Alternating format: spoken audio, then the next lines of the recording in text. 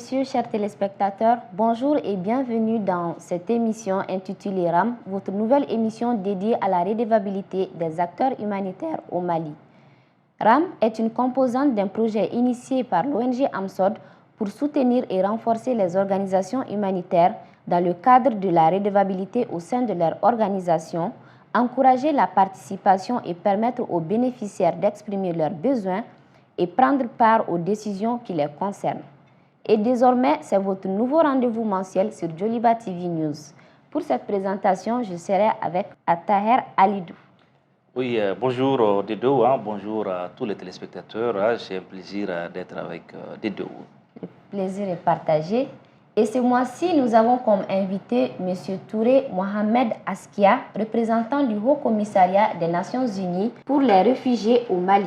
Oui, parlons maintenant de notre invité. Il est défenseur des droits humains, il est juriste de formation spécialisé en droit international.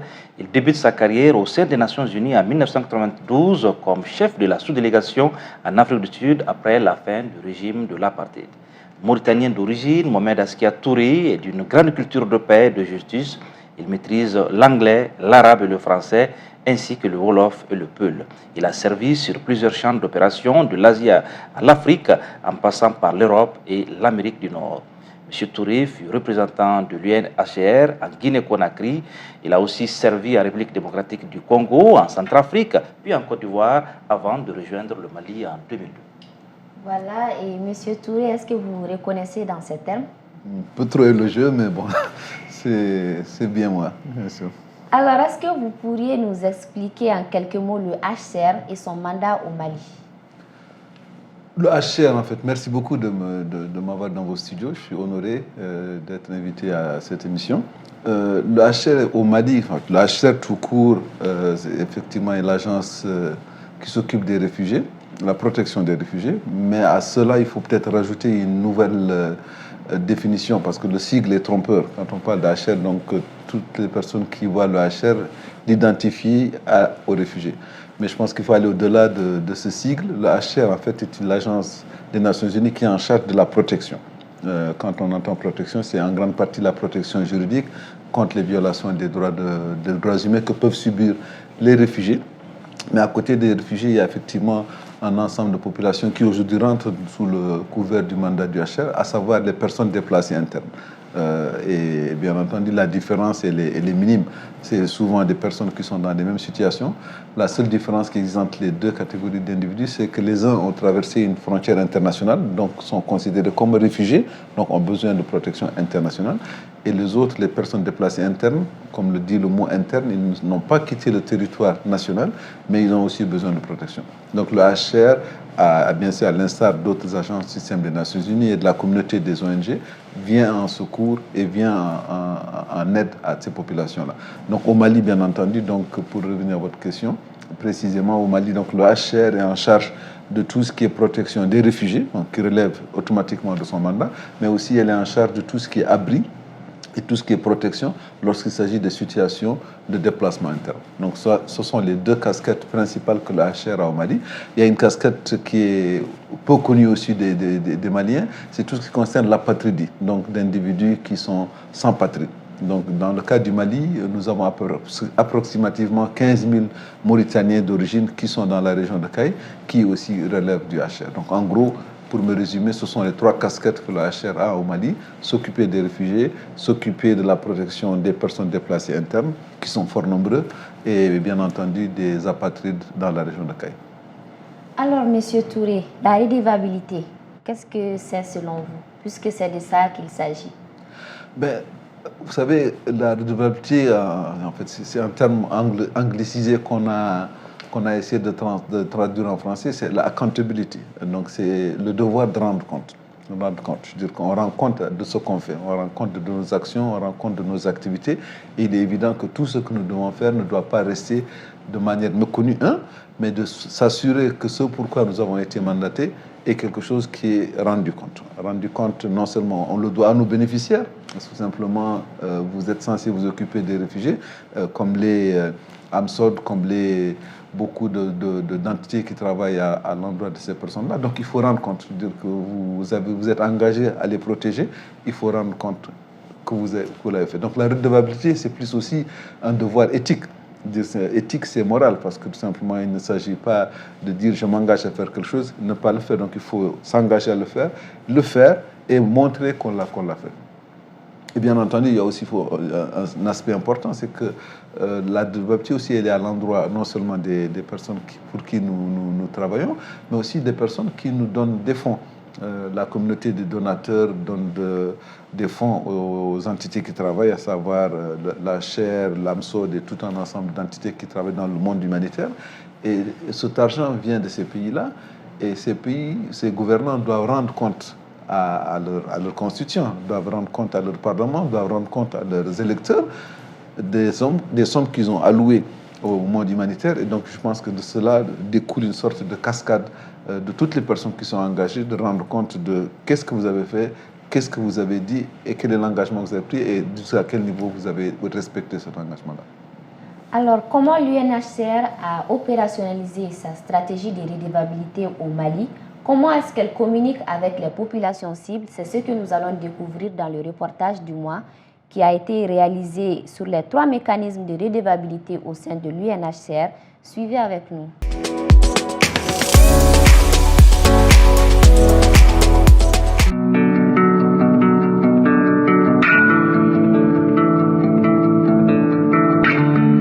Le Haut-Commissariat des Nations Unies pour les réfugiés reconnaît le droit de toute personne de participer aux décisions qui la concernent, qu'elle soit réfugiée, apatride ou déplacée interne, afin qu'elle puisse accéder pleinement à leurs droits. Dans le but de promouvoir la redevabilité envers les populations affectées, le HCR a adopté une approche basée sur la communauté à travers 3 initiatives de communication dans les régions de Gao, Ménaka, Tombouctou et Mopti. Notre équipe est allée à la découverte de ces initiatives dans les différentes zones les plus reculées du Mali.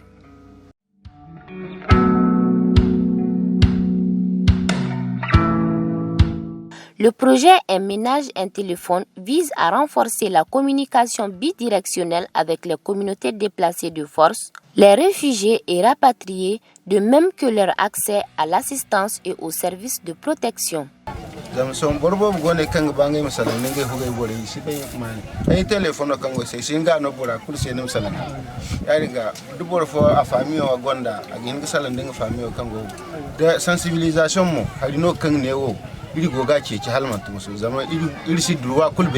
Les téléphones sont là. Voilà, c'est des Android qui leur permettront un peu de surfer sur Internet, de faire les activités, de communiquer avec le réseau, de communiquer avec leurs voisins, avec la famille.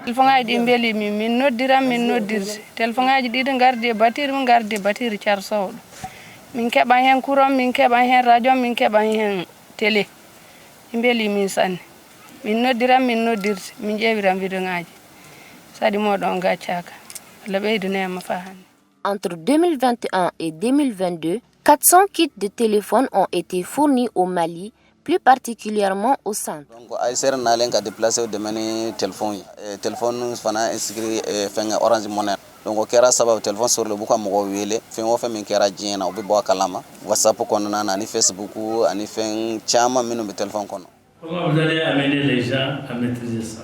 Et puis les populations nomades, vous leur donnez un téléphone. Est-ce que c'est vous allez continuer à alimenter les téléphones au point de vue crédit? Ou bien c'est la personne qui va faire l'effort de chercher? Et surtout que c'est un milieu au point de vue technologique sont en retard. Afin de garantir l'utilisation de ces téléphones, le HCR a facilité l'installation des kits solaires et l'organisation de la formation des formateurs au sein des bénéficiaires. À long terme, ces téléphones, tout comme les autres initiatives, pourraient être des véritables outils de sensibilisation à travers la création et la diffusion de contenus numériques accessibles, tout en favorisant l'inclusion énergétique et digitale des populations affectées. Je veux dire que quelqu'un qui ne possède pas un téléphone, un pauvre type qui n'a pas de téléphone, et que l'ONG ou bien un bailleur lui offrir un téléphone. Il a enlevé une grande dépendance parce qu'il peut communiquer n'importe où il veut. Il veut rester en contact avec ses parents. Sinon, le téléphone, aujourd'hui, c'est un outil de communication. C'est nécessaire.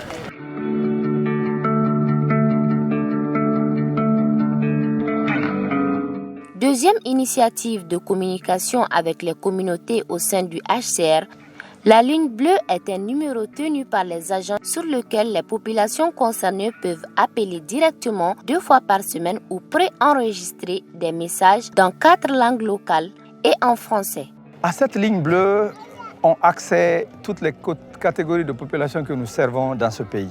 Alors, ce sont au total plus d'1 million de personnes dont le HCR pourrait s'occuper sur l'ensemble du territoire. Elle permet aux communautés cibles de faire des demandes d'assistance, d'exprimer leur satisfaction ou mécontentement par rapport aux activités des partenaires, de poser des plaintes de toute nature, y compris par rapport au personnel et partenaires du HCR.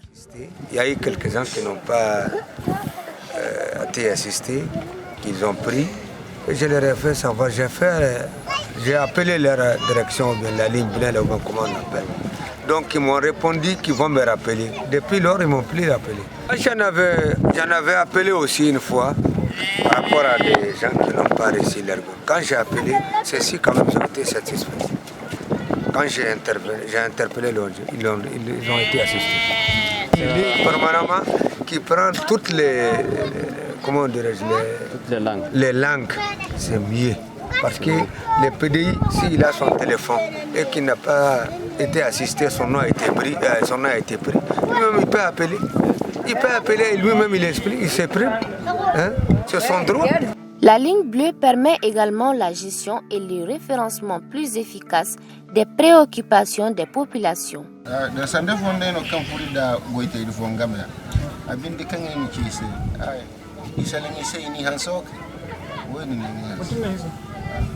Salanda ko tere ni sema takan zama goi fonni go te kan sigagu non kai na dim no budadi ce wati ni kan ci sai ngai mun gono tun dinga ce kai ina ifo sai na ce ina wallahi ci zara man buyi no ai bai gi ce fon ki mana te wa me afon mai bai gi ce ina o ya ni ga do ni gi go wargi ce warga do ai go do wat kul kai wo kai ni ce bai kai shin fo daga sham zara mu cin kware ne zalai.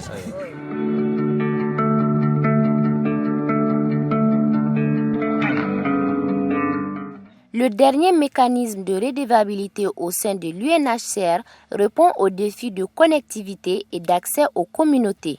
Il s'agit d'espaces de rencontre sur le site des populations concernées, équipés de matériel technologique tels que des équipements de visioconférence, des projecteurs et un accès à Internet. Une salle communautaire dans laquelle on met du matériel de vidéoconférence pour permettre que les personnes déplacées internes puissent directement avoir des réunions, avoir des temps de discussion, soit avec le représentant du HCR en personne, ou alors avec d'autres personnes, ou d'autres partenaires qui sont dans différents endroits du monde. Oui, la salle nous sert de salle de réunion et d'alphabétisation pour les adultes et d'éducation aussi pour les enfants déplacés. Moi, personnellement, je trouve que c'est pertinent, puisqu'à travers ça, on a pu connaître les directeurs bien avant qu'ils viennent ici en personne. On l'a connu d'abord à travers la vidéoconférence, il nous a posé des questions. Et lui-même, il est venu ici en personne. On a pu poser nos problèmes bien avant qu'il soit là. Opérationnelles à Gao, Mopti et Tombouctou, les salles communautaires connectées permettent d'organiser des consultations et renforcer les relations de partenariat entre les structures communautaires et le HCR, voire donateurs. Mais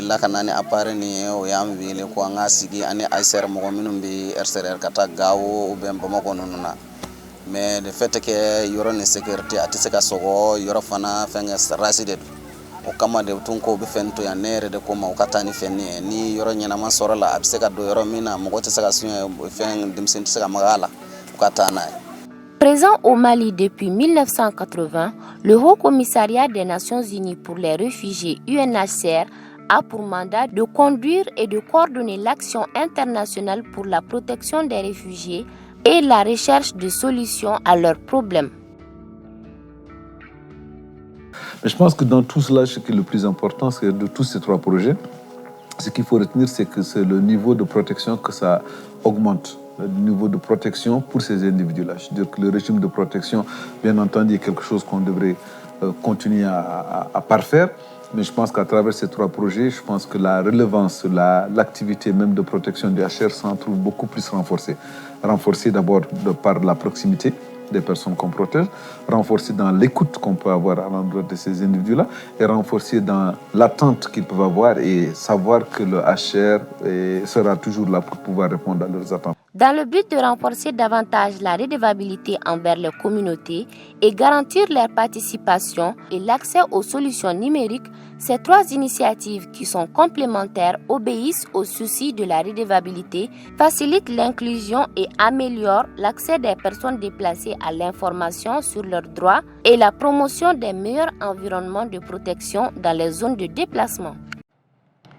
Alors, nous venons de suivre un reportage sur les 3 initiatives de redevabilité au sein du HCR. Monsieur Touré, est-ce que vous pouvez nous expliquer pourquoi le HCR a mis en place ces 3 initiatives-là? Je pense d'abord le principe qui nous a animés, c'est de se rapprocher davantage des bénéficiaires. Il va sans dire que malheureusement le Covid a été plus ou moins déclic. Quand il y a eu le Covid, on s'est rendu compte que la proximité par rapport aux bénéficiaires était beaucoup plus difficile parce que tout simplement on était loin des camps, des sites et des camps. Et on s'est rendu compte qu'il fallait trouver un moyen de voir comment on pouvait davantage se rapprocher d'eux. Donc je pense quelque part à tout malheur bonheur il y a. Donc c'est ce déclic qui a plus ou moins favorisé cette initiative. Donc l'initiative, c'est de se dire il faudrait qu'on soit proche des bénéficiaires. Être proche avec eux aujourd'hui, je dis que le moyen de communication le plus aisé, c'est le téléphone. Le moyen de communication le plus aisé, c'est le téléphone, mais à travers le téléphone, toute la facilité que nous donne Internet, toute la facilité que nous donne certaines possibilités de l'utiliser. Donc, nous avons donc mis en place cette possibilité d'avoir ces personnes qui, dans leur langue, peuvent joindre le HR pour dire voilà, je souffre de tel problème, j'ai telle doléance, j'ai tel problème de protection, parce que notre souci fondamental, c'est la protection. Donc on s'est demandé, effectivement, c'était peut-être une façon de pouvoir étendre le maillage de protection à l'endroit de ces individus. En allant plus loin, on s'est dit, effectivement, c'est bien beau d'avoir une ligne pour les gens appellent, mais s'ils n'ont pas de téléphone, comment ils vont appeler? Donc il faudrait quand même avoir la possibilité, bien que beaucoup de personnes aujourd'hui, je veux dire que l'écrasante majorité des personnes dans lesquelles nous vivons, avec les personnes avec lesquelles nous vivons aujourd'hui, le téléphone n'est plus un luxe, je crois que c'est à la portée de tout le monde. Et donc malheureusement, certaines lignes, notamment Internet, ne sont pas facilement accessibles à tout le monde, mais le téléphone en tant qu'outil de communication, il est accessible à tout le monde. Donc, on a mis donc cette ligne bleue qui permet de manière gratuite à ces personnes d'appeler et d'avoir à l'autre bout du fil un interlocuteur à qui ils peuvent poser les problèmes dans lesquels qu'ils rencontrent. Là, dans le même esprit, un ménage en téléphone, c'est de permettre d'avoir un téléphone dans un ménage avec la possibilité d'une recharge solaire. Donc, c'est aussi utiliser les facilités que nous offre aujourd'hui la technologie pour pouvoir les mettre à la disposition ou à la disposition de la protection. Le dernier outil qui, à mon avis, aussi a sa grande importance, c'est les salles communautaires. Des salles communautaires, donc grâce à ces salles communautaires, j'ai pu rentrer en contact avec les personnes non bénéficiaires en étant à Bamako. Nous ne pouvons pas me rendre à Menaka ou nous ne pouvons pas me rendre à Gao du fait de la Covid ou du fait d'autres impératifs qui n'ont pas pu le faire. Donc, je me suis permis de pouvoir rentrer en contact avec ces personnes directement à partir. La salle communautaire, bien entendu, ne doit pas se limiter qu'à des réunions entre les représentants et les bénéficiaires. Elle peut aller plus loin. Je veux dire que j'ai comme ambition de voir dans quelle mesure ces salles peuvent être utilisées pour des raisons didactiques.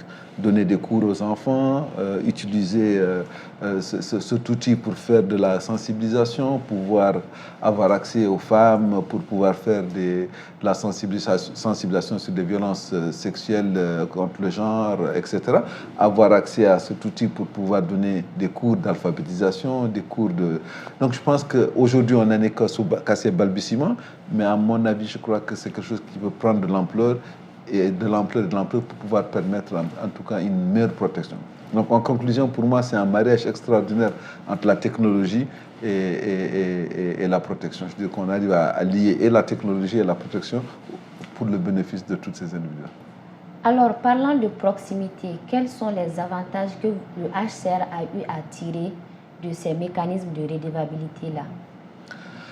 La proximité, c'est certain, il est évident que n'ayant pas accès physiquement à beaucoup de ces personnes-là, le fait qu'elles aient la possibilité de pouvoir nous appeler, crée la proximité. C'est-à-dire qu'il va sans dire que quand vous rencontrez une communauté de 200, 400, 500 personnes, quand vous venez en réunion dans un centre, vous n'avez pas accès à tout le monde.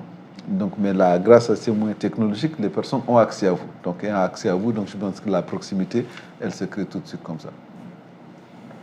Alors, beaucoup d'organisations disposent en leur sein de politiques et des documents sur la redevabilité.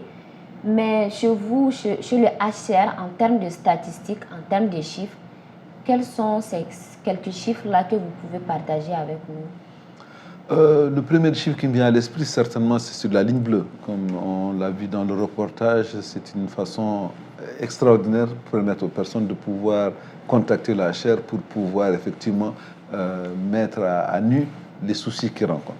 À ce jour, à moins d'un an d'utilisation, on a pratiquement 13 000 appels qui ont été faits à l'endroit de nos opérateurs et qui nous permet de voir aujourd'hui de manière certaine quel est l'impact qu'on peut avoir. 13 000 personnes, il est évident que même si on va dans les camps de manière régulière, on n'a pas accès à 13 000 demandes. Alors que là, vous avez 13 000 personnes qui physiquement ont appelé le HCR pour dire j'ai tel souci, c'est par rapport à mon école, par rapport à mes enfants, par rapport à ma protection, par rapport à des plaintes. À des plaintes contre des partenaires ou à des plaintes contre des fonctionnaires du HCR. Donc, quelque part, ça nous a permis de manière évidente d'avoir un œil qu'on n'aurait pas pu avoir si on n'avait pas cet outil-là. Okay. Monsieur Touré, justement dans le cadre de la redevabilité, comment collaborez-vous avec les autres structures humanitaires, en l'occurrence les ONG nationales et internationales, ainsi que les autorités étatiques? On n'est pas en concurrence avec toutes les ONG ou avec le monde humanitaire est unique. Je pense qu'on est complémentaires plus que concurrence. Ça, je pense que c'est évident. Beaucoup de nos activités, notamment quand je parle d'agence système des Nations Unies, ces activités se font à travers des partenaires.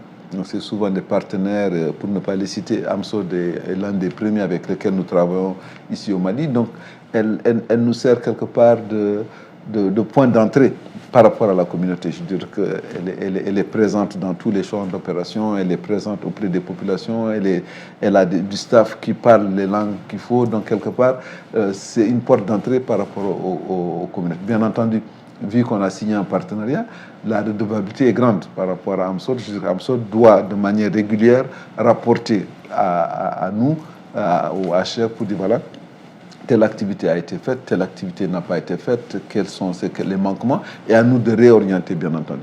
Donc cette redevabilité va d'AMSOD au HCR, mais le HCR aussi est redevable par rapport à ses donateurs. Dire qu'elle elle doit rendre compte à ses donateurs, dire voilà, effectivement, sur le $1 million qui nous a été donné l'année dernière, les activités ont porté sur cela et sur d'autres activités, et voilà où l'argent est parti, et voilà ce que pensent les bénéficiaires de notre activité. Donc je pense que moi je suis redevable par rapport aux bénéficiaires. S'ils estiment qu'ils n'ont pas été protégés comme ça le devrait, moi je dois rendre compte personnellement de ce que je n'ai pas fait ou de ce que j'ai fait par rapport à cela. Ok, à présent nous allons parler de la rubrique, la newsletter. Je vais vous livrer ici les grandes lignes de la newsletter.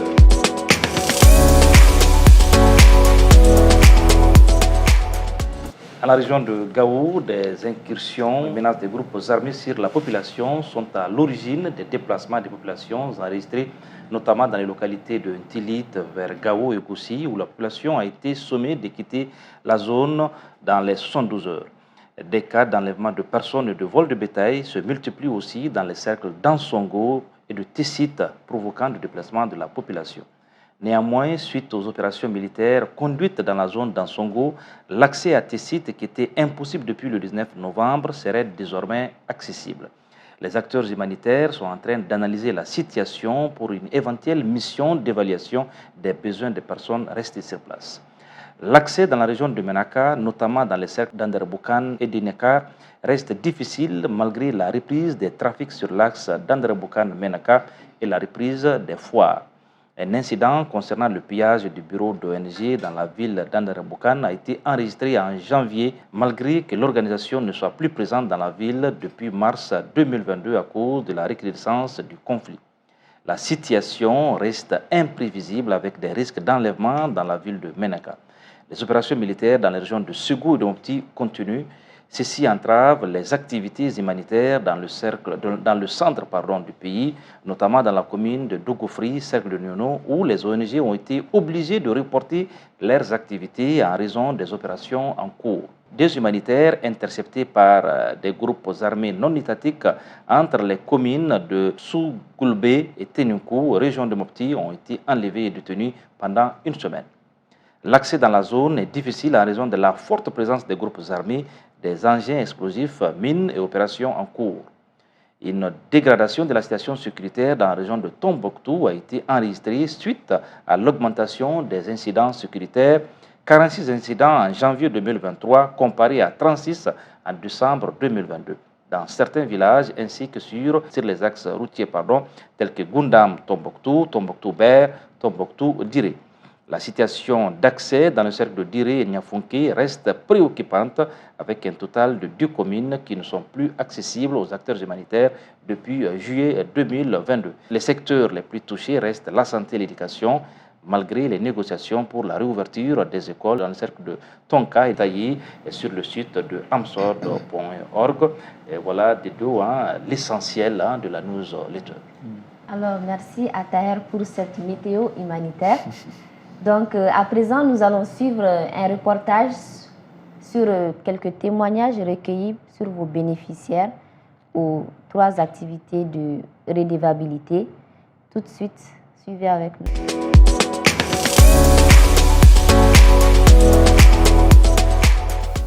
barkina on sanne hewde telefonaaji ko hokkuɗon men ɗum gasi sanne tiiɗalla heewɗo wonno ko ittani min arande telefonaaji men jogino ɗi wana wakkati fo tawrete yiite joni ele men heɓiɗi yiite ma so mo a doomam fa jamma a sarsan ñalawma yiite maɗa timmata ina ɓooya yiite sanne min haaliranɗe vokke min noddiranɗi yimɓe amen ɗum woni fof min noddiranɗi fay so min muuyi ɗum min haaliranɗi hono wiyete appel vidéo ɗum fof men haala e majji inchallah en barkini on sanne min yetti on sanne.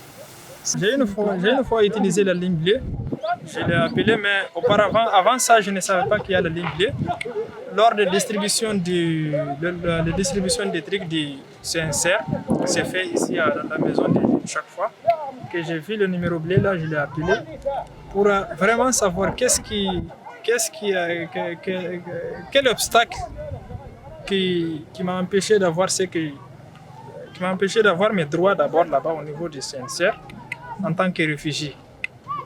Là, je les ai appelés. On m'a dit d'attendre le mercredi. Donc, j'ai laissé jusqu'à le mercredi, j'ai appelé. On me répond de façon que je n'ai pas vraiment compris.